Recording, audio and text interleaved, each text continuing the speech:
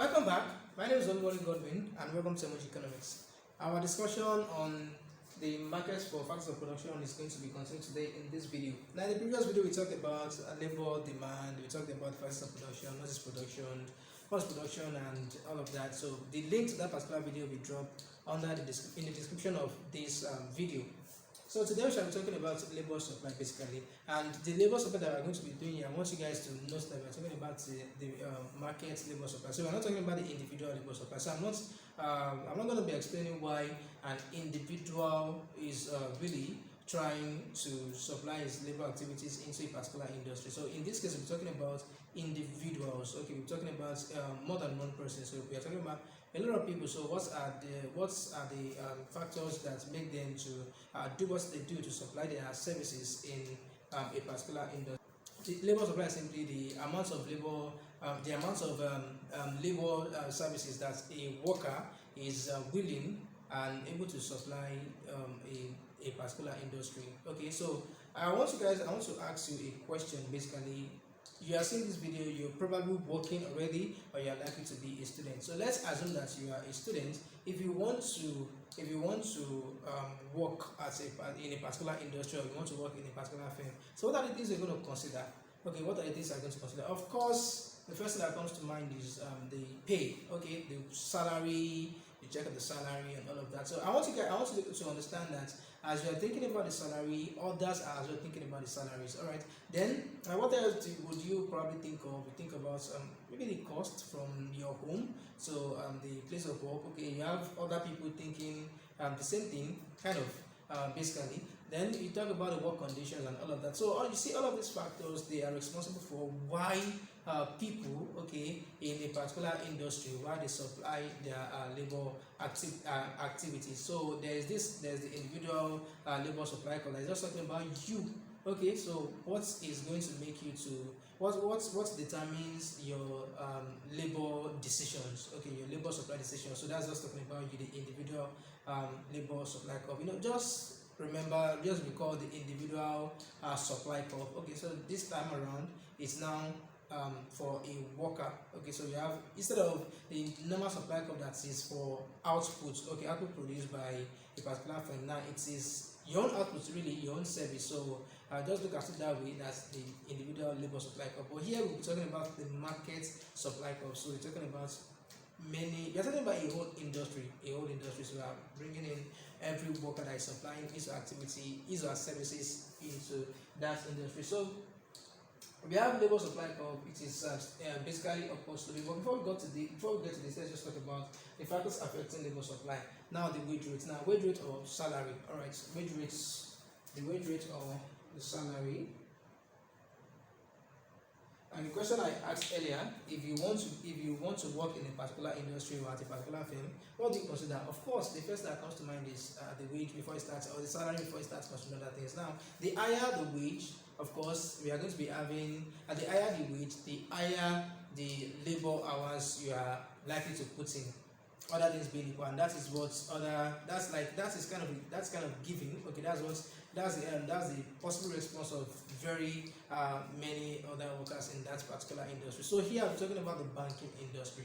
So as a hypothetical example, the banking industry. So you want to work at a bank, for example, so you consider the pay. Okay, others are as well considering the pay. So the higher the pay, the higher the number of workers that will be working, or that will be willing to work, that will be willing to supply their labor services into the banking industry. And the lower the salary as well, the lower the wage rates, the lower the workers or the prospective workers are going to be willing to supply their labor services into the banking industry. And that is what you really have on this curve. Now, I want you guys to understand that this is not the way a labor supply curve is really according to evidence. So it is not linear. It is upward sloping, but a particular point is going to change its shape. We're talking about that in another video, not in this video. But to make this easier, at least for now, let's just assume that the labor supply curve is just this shape, upward sloping all through. All right. So as a lower wage, look at the number of labor that is put in. All right. So when the wage increase from W1 to W2, Okay, so we have labor increasing to L2. So the higher the wage, the higher the labor, or the higher the number of workers, or the higher the number of work hours that people would be willing to put into working in this industry. Now, number two. Now we talk about labor turnover. Now, labor turnover is talking about how quickly or slowly workers leave a particular industry. So here we are talking about the banking industry, and if you are conversant with banks, especially in Nigeria, and you are conversant with some banks, don't let me start mentioning them. Okay, what is discovered there is that the workers tend to leave quickly. Let us say you within just 2 years of employment, okay, you get sacked, you get forcefully retired, or you end up resigning. Something happens that just makes, there is often, more often than not, we have banks sacking their workers en masse. Okay, so you have 900 workers could be fired and so on and so forth. So the banking industry happens to have a high turnover. So if you are a prospective banker, you probably get to think of that. Okay, what is my chance of staying in this bank in this industry for a longer period of time? So I don't just want to get here and get fired after a year, 2 years or 3 years. So that is another factor that you put into consideration in order to know whether you will be willing to pursue your career as a banker or just do something else. Now, if the labor turnover is low, that is the rate at which laborers are exiting the industry, if it is low or very, very low, of course you stand a good chance as a prospective banker to stay long in this industry, the banking industry. So because of that, you might decide to supply your labor activity into the banking industry instead of taking it to another industry, telecommunication industry, for example. Now, number three, how profitable other industries are. Okay, how profitable other industries are. So if you have more than banking skills, for example, you have other skills that are going to be very, very useful in other industries. Let me say, for example, you could do some things in the manufacturing industry. Maybe you have flair for clothes, you could lay your hands on one or two things and just make your way there. So if you have alternatives and they are more attractive than the banking industry, of course you are likely not to supply your labor activity, your labor services in this industry, and likely to take it elsewhere. Now, if you check the alternatives around and they are not that profitable, then you are likely to supply your labor activities, your labor services rather, in the banking industry. So that's how that works. Now, number four, job security. Now, job security is kind of related to the labor turnover. So if you're coming into a particular industry, let's for example in Nigeria, I got to discover that if you're working as a civil servant, I don't know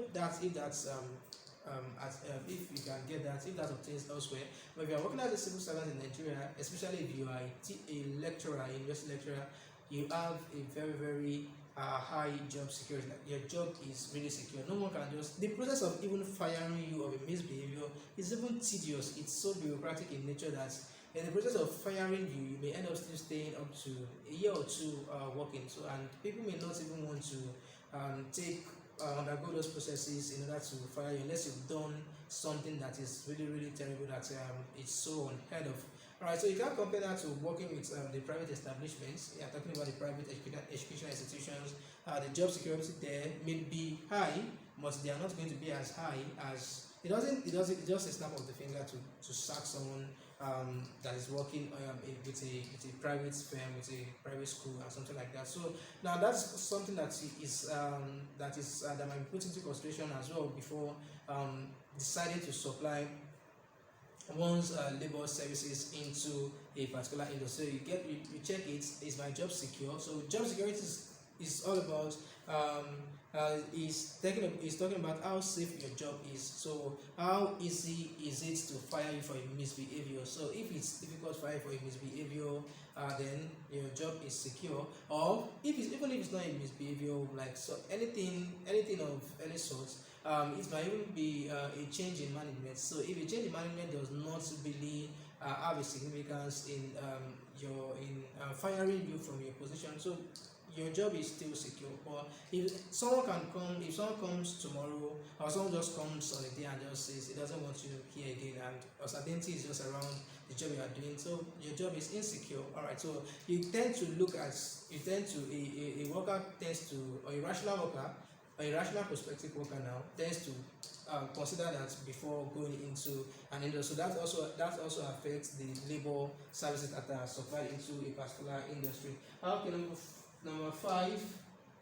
I don't have spoken about that before. Work conditions. So work conditions are also being checked. So before you go decide to work in a particular, no, you see, I use e.g. factory. So if you've worked at a factory before, I believe you understand that the conditions in the factory is not the same thing as the conditions in an office. All right. So in the factory, you are likely, if you are where the plant really is, you are likely to be hot.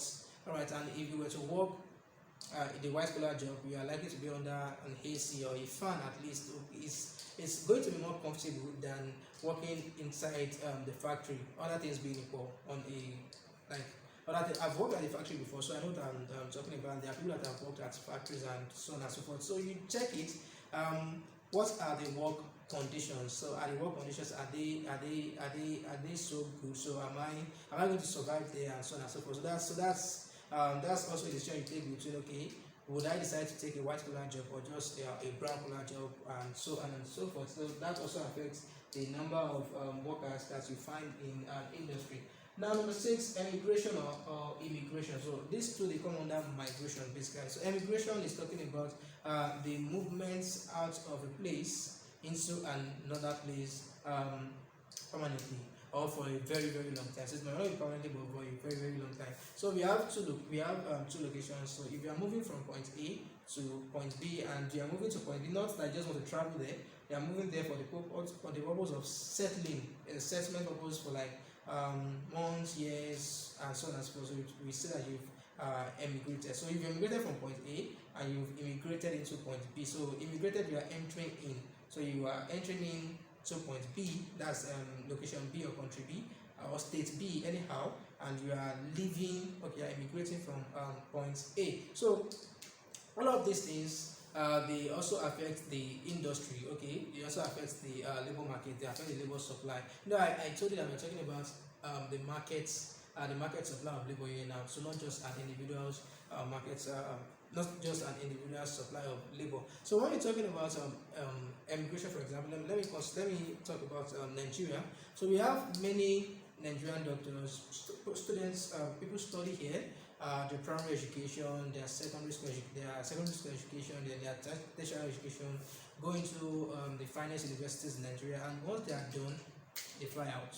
Once they are done, you find them in the US. Once they are done, you find them in other countries. So causing a brain drain in Nigeria. So that is, they don't just travel and maybe just go for holiday and come. I know they go out to go practice their profession in other countries that present them with better opportunities. So what do you think is happening in the health sector now? So you have doctors living in Nigeria, so that affects the number of workers that are in the Nigerian, when you're talking about the market for medical professionals now. So is going to cause a reduction in the number of workers available in Nigeria. So let's call them doctors, just doctors. So there's going to be a reduction in the number of doctors in Nigeria. That is where they are immigrating from, and then there's going to be an increase in the number of doctors in the countries they are immigrating into. Other things being equal, that when I say other things being equal, that is assuming that others, the country that they are moving into now, assuming that people are not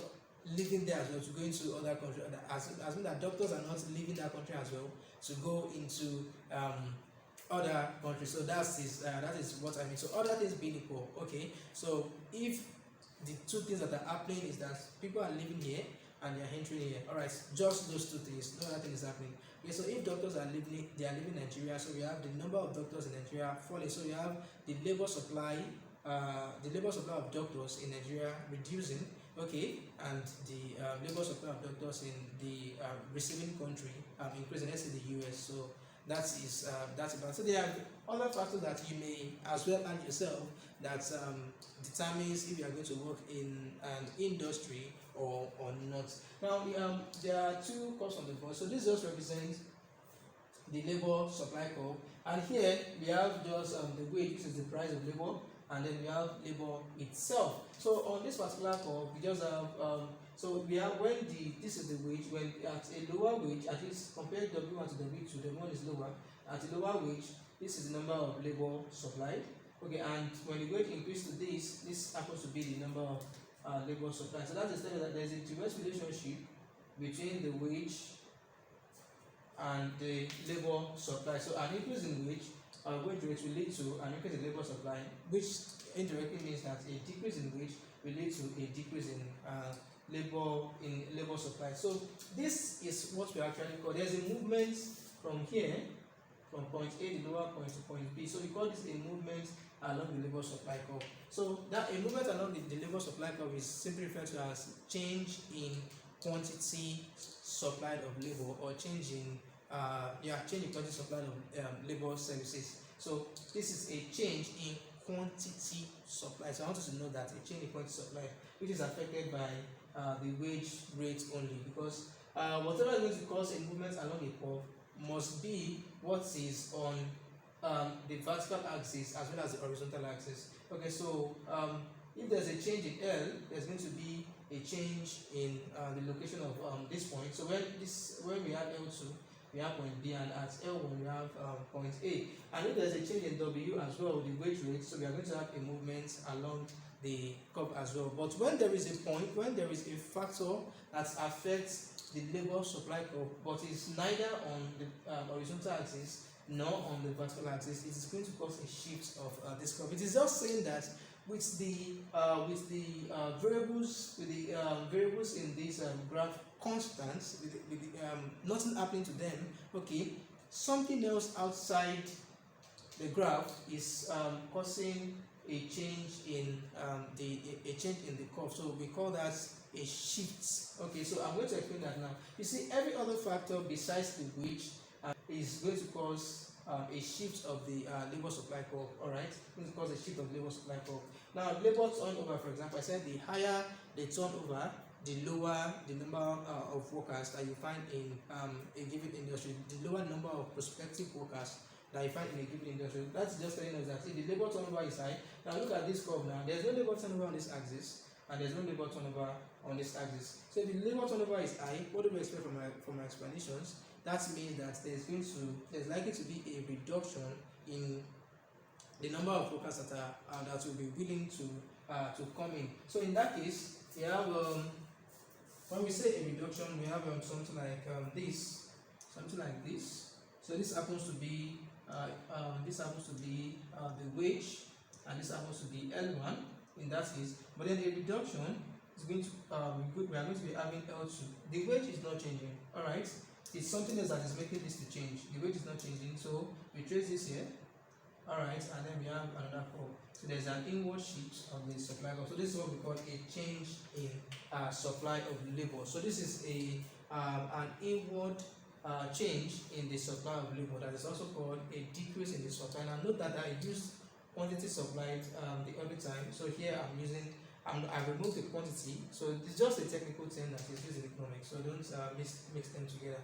So with a high turnover, then it lower the probability of you having more people working in the particular industry. So again, how profitable other industries are. So if you have the telecommunication industry, let's say you can utilize your skill. Workers here could also utilize their skills in the telecommunications industry, and they find that more profitable. Okay, let's just say it's the telecoms industry just started to spring up, okay, out of the blue. All right, so we just have some people leaving the banking industry, all right, and joining the telecommunication industry. So other things people, let's assume that is just the only thing that is happening. So the movement is just from here to another place. So what's do we observe? Something like this as well. We have an initial point L1 when the wage rate was this, and then we have that's now going to decrease. Okay, L1 will decrease to L2, and not because W is changing. W is not changing. Okay, something else is affecting the number of workers that are available in the industry, which is the profitability of other industries. So that's going to cause L1 to reduce to L2. So we also call that a decrease in supply of labor into the banking industry. All right, into the banking industry.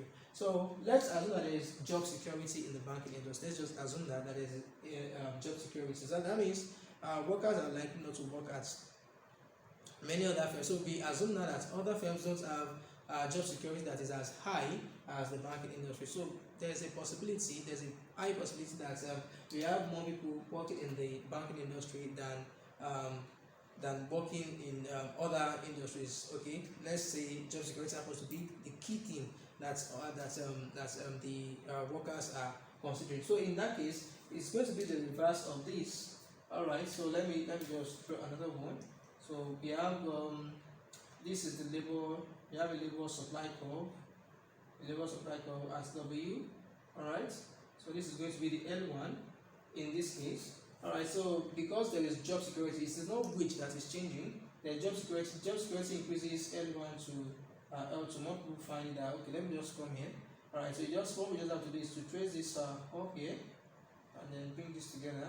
So we have a new point here, and we bring in another supply curve that is parallel to what is there. So here you have an actual sheet of the supply of the labor supply curve, which is also called an increase in labor supply, not an increase in quantity of labor supply, an increase in labor supply. So all of that, so something that whatever is going to increase the number of workers in the industry is going to cause an outward sheet of the labor supply curve, and whatever is going to reduce the number of workers in a given industry is also going to cause an inward shift in the labor supply curve. Now in the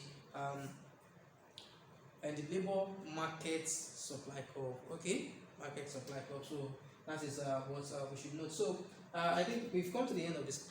We've come to the end of the class. If you have any questions, leave them in the comment section. If you enjoyed the video, please hit the like button, share with your friends, as well as subscribe to this channel for more of our videos. We shall be talking about why the labor supply curve is not really of this shape in the next video. So see you next time.